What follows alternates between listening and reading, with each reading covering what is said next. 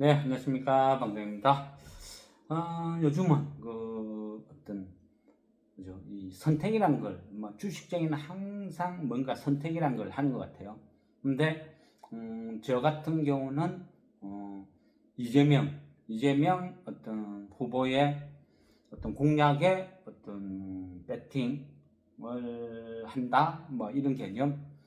어, 어떤 거죠. 뭐 두 사람이 여러 공약을 내세우면 저는 이제 각자의 어떤 판단이고 성향이죠. 정치적인 어떤 견해가 아니고. 그러니까 저는 이제 개인적으로 그죠. 계속 말씀드리지만 상법. 저는 상법 개정이 꼭 필요하다 그래 느끼는 사람이고 또 거기에서 어떤 후보가 상법 개정에 대해서 말하는 바가 제가 개인적으로 생각하는 바랑 굉장히 매칭이 잘 돼요. 그래서 이게 꼭 되었으면 좋겠다 그런 마음으로 그쪽으로 배팅을 하는 거예요. 이 상법 개정이라는 거는 그죠? 이 단어가 어려워요. 근데 이 주식을 하면서 그동안 그죠? 계속 여러 가정을 설명드려요. 우리가 주식을 1년, 2년, 3년, 4년 오랫동안 하면서 여러 가지를 배우고 공부를 했잖아요. 그럼 거기에서 제가 어, 저의 경험이 선과 악의 기준이 될 수는 없는 거예요. 사람마다 다 생각이라는 건 틀린 거거든요. 그래서 여러 가지를 보여드리는 거예요. 어쩔 때는 코스다, 소형주부터 이거는 작전주다, 이거는 뭐다, 이거는 정치 테마다 여러 가지 종목을 쭉 다 공부를 해보죠. 근데 그 모든 것을 그죠 공부를 하지만 교육시도 볼까요? 학생한테 내가 국어 선생이라고 다 필요 없어. 국어가 제일 중요해. 다 필요 없어. 체육이 제일 중요해. 그거는 그죠 아니겠죠. 판단은 각자 하는 거예요. 그렇지만 그 과정을 1년의 과정을 쭉 이제 보여드리고 몇 년 긴 시간을 가지고 공부를 해온 이유도 그런 거예요. 그리고 그 여러 가지 과정을 거치면서 마지막으로 가야 될 길은 투자의 길. 이게 투자다. 우리 주식 환경은 잘못된 단타 문화, 한탕 문화, 이거는 도박판이다. 주식 투자가 아니다. 이 잘못된 것을 바로 잡아야 된다. 이거를 처음부터 제가 그런 말씀을 드리면 이거 얘 뭐야? 뭐 노동운동가야? 그래 되겠죠. 그래서 긴 시간 동안 다양한 분야를 쭉 설명을 드리는 거예요.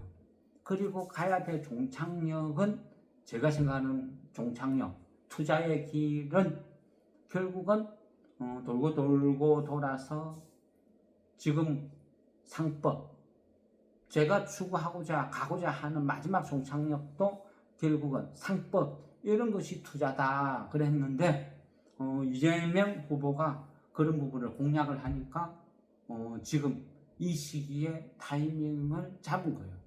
그러면서 이런 종목을 왜 봐야 되는지 이게 왜 투자의 길이 되는 건지 과정을 계속 설명드리는 거예요. 공감이라는 거예요. 공부라는 것은 적당히 공감도 되어야 돼요. 그런데 주식쟁이는 그런 것 같아요. 자기가 좋아하는 주식이 확고해요. 그죠? 확고해요. 그래서 제가 처음부터 대형주나 이런 것들 막 여러 가지 저평가된 이런 종목들 설명해 드리면 이해를 못 해요. 아우, 너하고 나하고 스타일이 틀려. 그러니까 나는 그냥 인생 뭐 있나 한탕 놀이게. 그래 되는 거죠. 그래서 길고 멀리 몇 년을 거쳐서 빙빙 돌아오는 거죠. 때로는 좀 빨리 한 종목도 있고 늦게 한 종목도 있고 상법이니 뭐니 말이 나오기 이전에 그죠? 이미 들고 있었던 거는 삼천리라는 종목 그죠? 삼천리라는 종목은 이미 오래 전부터 들고 있었죠. 근데 어때요? 정말 재미없죠. 1년 동안 위아래 이 박스권의 변동폭이 한 5%도 안 돼. 그죠? 누군가 질문했어요. 뭐 이런 종목이 다 있냐고.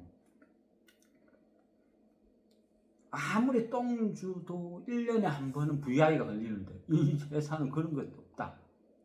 그리고 앞전에 무슨 작전으로도 연루됐는데 근데 왜 이런 종목을 봅니까?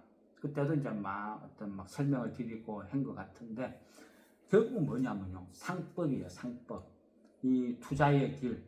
근데 어쨌든 이 상법, 투자의 길 요거는 또 많이 길어지니까 지금은 포커스를 그죠? 앞에 상법은 뭐다, 뭐는 뭐다, 왜 이런 길을 해야 된다 많이 설명을 드렸으니까 그런 것들은 이미 다 공부를 했으니까 안다 전제하에서 점핑 본론을 가는 거죠. 근데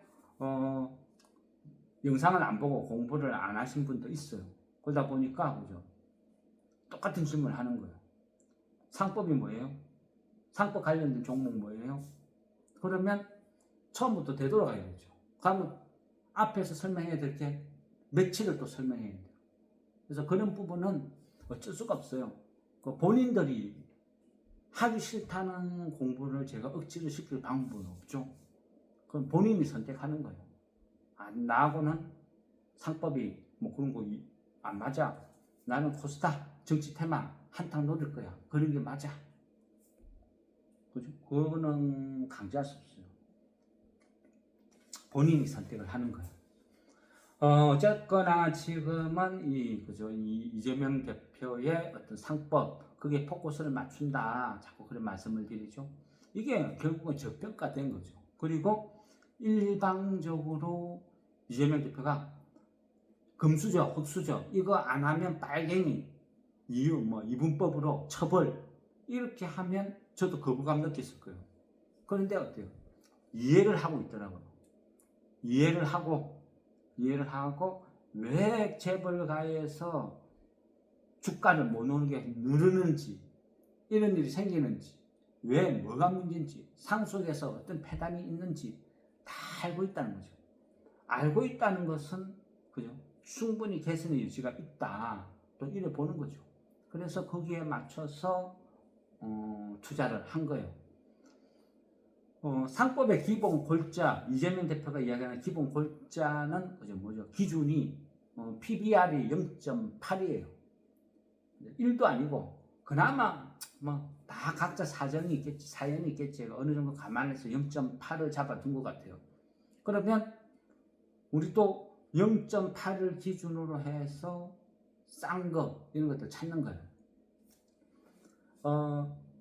하도 오래 들고 있다 보니까 그죠? 이게 지겹기도 했는데 최근에는 또 꾸역꾸역 오르죠. 삼천리 같은 경우가요. 작년 기준으로 보면 PBR이 0.19예요. 0.19. 0.8이 기준도 0.19. 와. 프로야구 투수 방어율이 0.1이었으면 환상적이죠.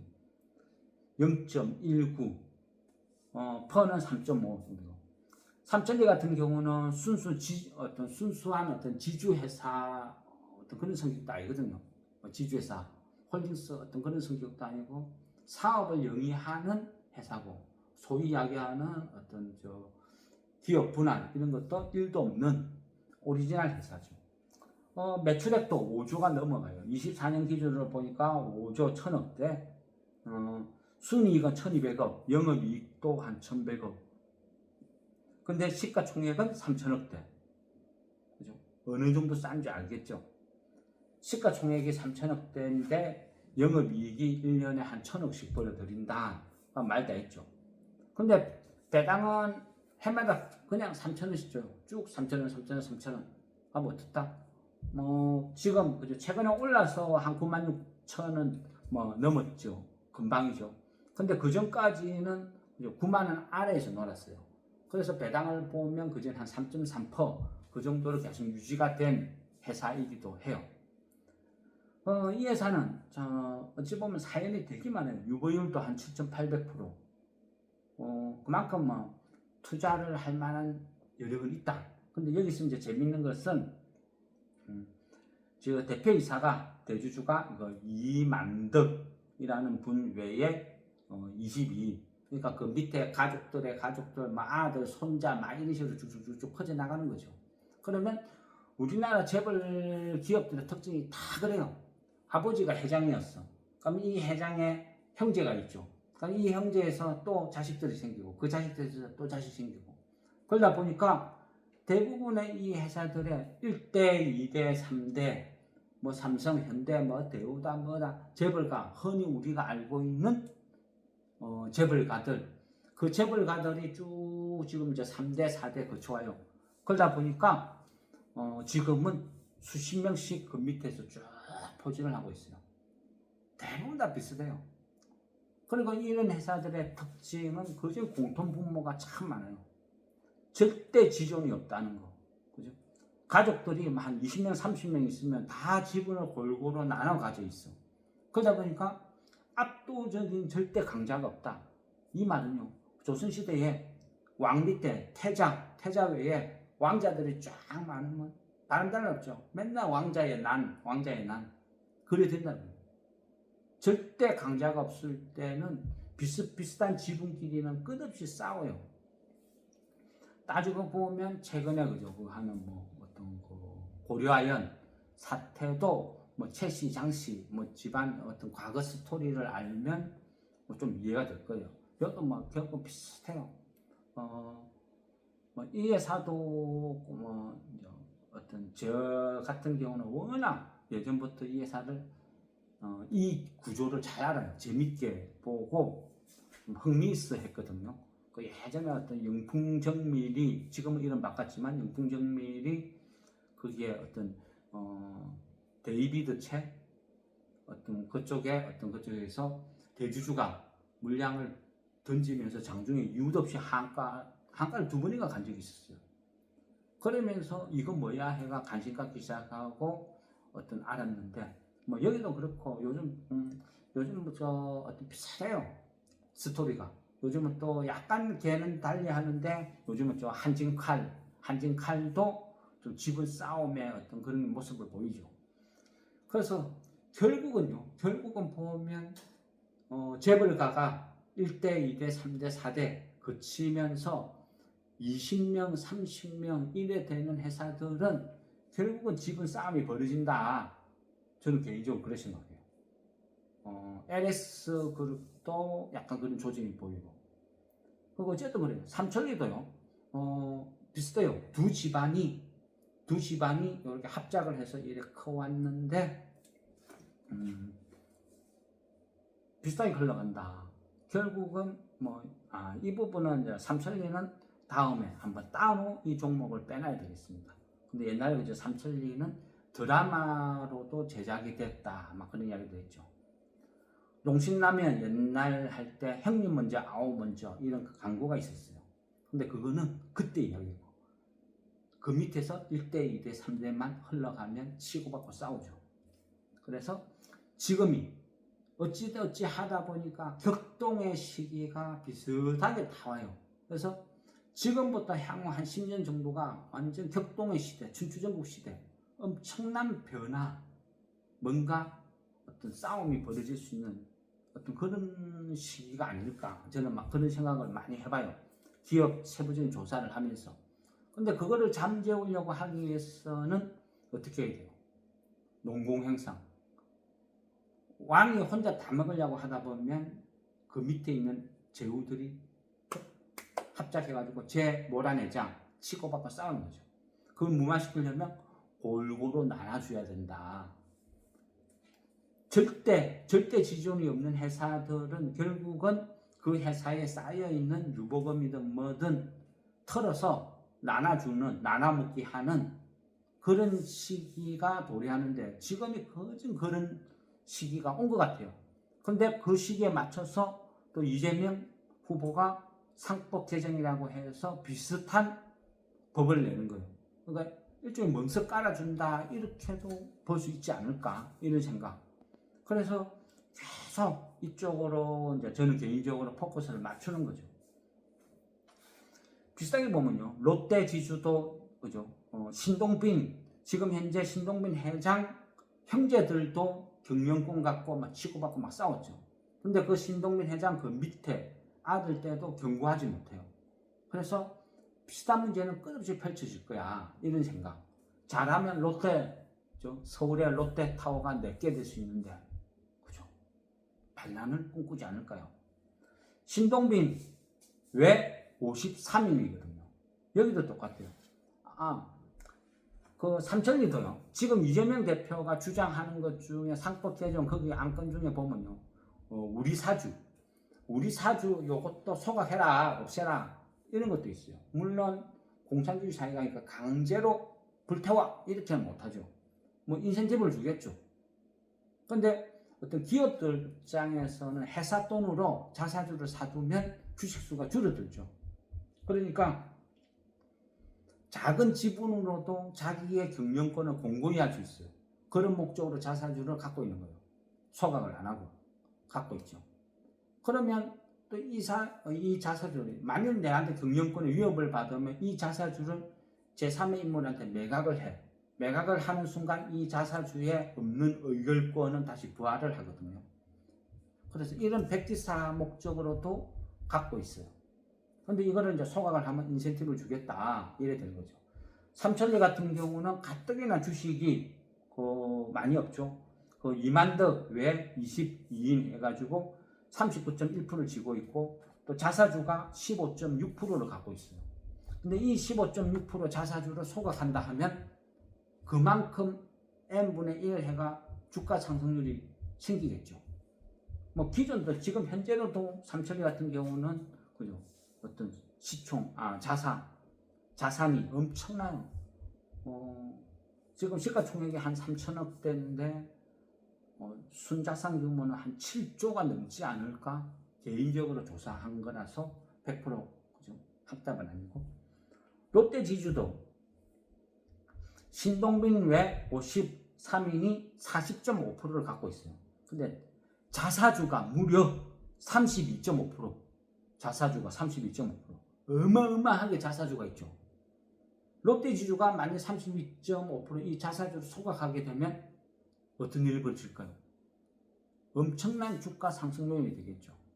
물론 그거 아니라도 롯데지주, 저는 이제 부산에서 사니까 롯데자이언츠 팬이고 롯데그룹에는 굉장히 좀 익숙해요. 그리고 그러다 보니까 옛날부터 뭐 롯데칠성, 롯데제과 이런 쪽의 주식들한테도 좀 호한 편이었고, 어쨌든 지주회사가 이런 성격을 갖고 있다. 또 자사주가 32.5%, 이재명 대표 후보 공약대로 자사주를 만약 소각 쪽으로 간다 하면, 그죠? 삼천리 15.6, 롯데지주 32.5, 자사주 많은 이런 기업도 분명히 타겟이 될 가능성이 있다. 그렇게 보는 거죠. 그래서 이런 것도 계속 말씀을 드리는 거예요. 최근에 말씀드린 GS도 GS 같은 경우는 현재 배당을 많이 줘요. 한 시가총액 따지고 보면 한 7%, 그죠? 한 7% 정도 준다 했죠. 그럼에도 지금 PBR이 한 0.26 정도밖에 안 돼요. 그래서 얘는 굉장히 매력이 있어요. 그죠? 그래서 뭐 이런 종목군들은 꼭 상법 개정이 안 된다 하더라도 우리가 적금 든다, 매년 배당을 받는다는 생각으로 충분히 지금도 매수할 수 있는 매력적인 가격이라는 거예요. 만약에요, 이 회사가 지금 현재 주가가 굉장히 고점에 있다 하면 그걸 손대면 안 되는 거죠. 근데 고점도 아니고 저점에서 배당도 많고 매력이 있고 이런 회사들은 계속 들고 가도 된다. 그래 보는 거예요. 일단은 우리가 혼란스럽고 하니까, 그죠? 어쨌든 포커스는 상법 개정, 이재명 대표의 공약이니까 일단은 6월 3일 선거니까 한 6월 한 1일쯤까지는 6월 1일까지는 홀딩 들고 있다가, 그죠? 지켜보는 거죠. 이재명 후보가 당선될 가능성이 있다 없다 판단을 해보는 거예요. 잘 모르겠다 하면 그 시기에 50%를 팔고 50%만 들고 가는 것이고, 또 그진 당선될 확률이 높다 싶으면 한 30% 팔고 한 70% 들고 가는 것이고, 야 떨어질 것 같다 그러면 한 70% 팔고 30% 들고 있고, 그런 식으로 그 시기를 보면서 대응을 하는 거죠. 왜냐? 얘는 배당주로도 충분히 매력이 있어요. 지금은 미국을 비롯해 전 세계가 금리가 떨어지는 시기죠. 떨어지는 시기. 이 떨어지는 시기에는 결국은요, 많은 돈들이 고금리, 고이자, 고배당, 고수익을 쫓아서 끝없이 돈들은 이동을 해요. 그게 본의 습성이고, 그래야 부자들도 먹고 사니까. 그래서 결국은 신협에 2.5% 받고 돈을 맡기는 그 돈들이 빠져나와요. 빠져나와서 그 돈들이 어디로 가느냐. 그죠? 금덩어리를 사기에는 가격이 너무 비싸죠. 그죠? 뭘 살까요? 결국은 어느 정도 모험을 감수하고 주식시장으로 밀려 들어올 거다. 근데 이 사람들이 이런 돈들은 그죠? 무슨 뭐 김문수 테마주다, 뭐 이재명 테마주다 이런 코스닥 잡주 쳐다도 안 봐요. 왜? 이 사람들은 따따블 수익보다는 돈을 안 잃는 거, 안 꼬는 거, 손실 안 보는 거 그걸 원해요. 첫째는 절대 안 망할 회사. 두 번째로 저평가되어 있는 배당을 많이 주는 회사. 그런 회사를 찾아서 그 돈들이 꾸역꾸역 밀고 들어와요. 그러면 그 돈들이 슬금슬금 밀고 들어오면서 주가는 찌끔찌끔 오르기 시작하는 거죠. 하루아침에 상한가를 못 가도 그죠? 가늘고 길게 꾸준히 우상향을 쭉 해나가는 그런 주식이다 이렇게 생각하시면 돼요. 그러니까 편하게는요, 1년 만에 배당 한번 받아보지 뭐, 배당 끝까지 거 한번 기다려보지 뭐, 이런 마음으로 하다 보면 의외로 빨리 수익이 나는 경우도 있어요. 그럴 때는 나는 배당을 목표로 했는데 얘가 한 20% 30% 수익이 났다. 그럼 그때는 팔고, 그죠? 올란 만큼 배당률이 떨어지니까, 낮아졌으니까 그냥 이 주식을 팔고 다시 배당 많이 주는 다른 종목으로 또 이동 뭐 이런 것도 좋은 전략이 되는 거예요.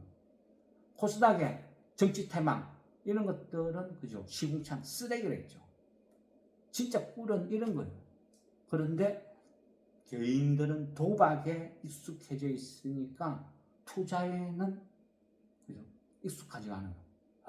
그거 내 스타일 아니야. 나하고는 안 맞아. 이래 되는 거죠. 우리가 어떤 주식을 투자를 한다는 것은 그죠? 뭘까? 나는 투기를 하는지 투자를 하는지 그거를 먼저 이해를 해야 되지 않을까? 그런 생각. 어쨌거나 지금은 재벌 1세, 2세, 3세, 4세를 넘어가면서 그 많은 그죠? 처음에는 회장이 있고 회장한테 자식이 3명이 있어서 이 자식이 또 성장을 해서 자식을 낳다 보니까 얘들이 또 9명이 생겼어. 이 9명이 또 자식을 낳다 보니까 여 밑에 또 생겼어. 다 합치니까 지금 니도 좀 나눠주고 하는 거예요. 재벌가에서 파생돼가 나온 기업들은 다 지분을 막 누구누구 왜 20, 30명 그 20, 30명을 미기 살리기 위해서 불만을 잠재우기 위해서는 결국은 그동안 안 하던 고배당으로 가야 된다. 그게 시대적인 흐름이었는데 누군가가 내가 대통령이 되면 세금 혜택까지 줄게. 고배당 정책으로 바꾸면 어때? 제의를 해줘. 안 하는 이유가 하나도 없죠. 그래서 지금은 기존에 많이 해주는 적당히 배당을 주는 회사를 먼저 사고 이후에는 진짜 배당 안 하는 회사, 돈 꽉 짊어지고 죽어도 내가 못 준다 하는 회사, 그 회사 회장이 죽을 때까지 기다리는 사람들도 되게 많거든요. 게시판인데 가면 누구 왜 안 죽나 맨날 욕을 하는 회사들도 많아요. 근데 적어도 이 시기는 그런 회사도 배당이 1%도 안 되는 돈 꽉꽉 징여내는 이런 회사도 괜찮을 것 같아요. 왜? 어차피 믿져봐야 본전. 그리고 그 상법 개정 법으로 통과시켜서 때려잡는다 해가지고 강제적으로 막 주가가 오를 수도 있는 녀석. 그러면 좋고 안 해도 본전. 그래서 상법 개정 관련주는 처음에는 지금 현재는 배당 많이 주고 좋은 회사들부터 차근차근 접근을 하고 이후에는 아예 안 주고 개기는 회사, 그죠? 이런 회사들도 뭐 한번 관심을 가져볼까 이런 생각도 하고 있습니다. 어쨌든 열심히 매일매일 종목을 찾고 준비를 하고 또 혹시 문제가 없나 뭐 그런 것도 한번 찾아보고 뭐 어떤 그런 과정으로 있습니다. 어쨌든 뭐 선거 전까지는 아직 시간이 있으니까 좀 여유 있게 느긋하게 장을 대하면 될 것 같습니다. 네, 이상은 상법 개정과 배당주는 동격이다. 그리고 어찌 보면 이런 게 투자다 하면서 마무리하겠습니다. 좋습니다.